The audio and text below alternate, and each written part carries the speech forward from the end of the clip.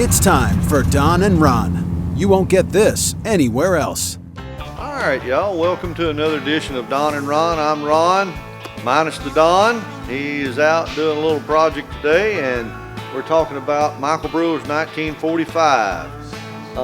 Right now we're setting up, getting ready to do the horizontals on the Cub, and we've basically leveled the plane and got everything set up, and we've got some of the tooling out here ready to do it. And one thing we use is our little modified vice grips that have a set of flat jaws that we have set up, and there's two different size holes through there that we can use for the different fly wires so that we can get the tensioning correct. The next wonderful thing is a little tube that we've set up that we can measure our distance when we get the actual tension, so that we can take and hook our scales up and we can pull and get the deflection that we're looking for.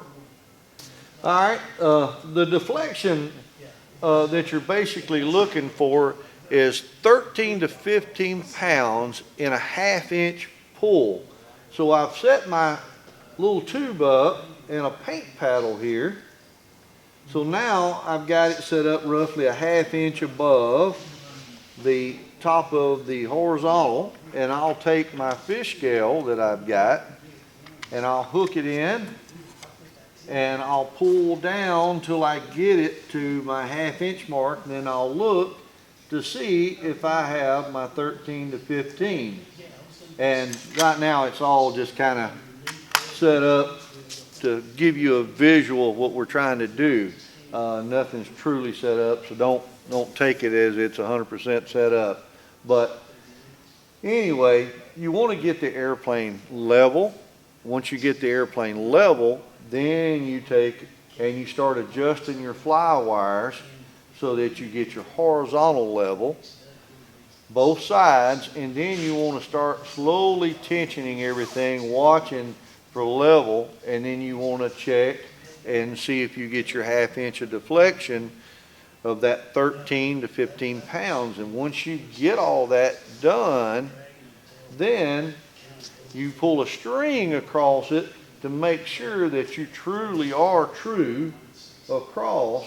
So you don't want to be above the hinge point or below the hinge point. You want to be dead center of it, so that you know you truly have both of the horizontals completely flat. Always a good visual to step off to the side and look and make sure that they're truly across from each other. And then once you do all that, then you can finalize everything saying that I'm good. But that's the best way that I have personally found. I learned all this from years past of people showing us how to do these things. So it always seems to be a good thing to double check what you're doing no matter what. And this is a good way to double check to make sure that you have your horizontals perfectly aligned. Because every piece of this horizontal situation has to be right.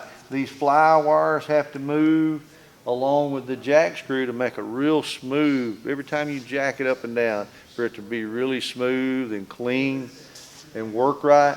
All these parts have to be perfectly aligned, and everything needs to move smoothly as possible.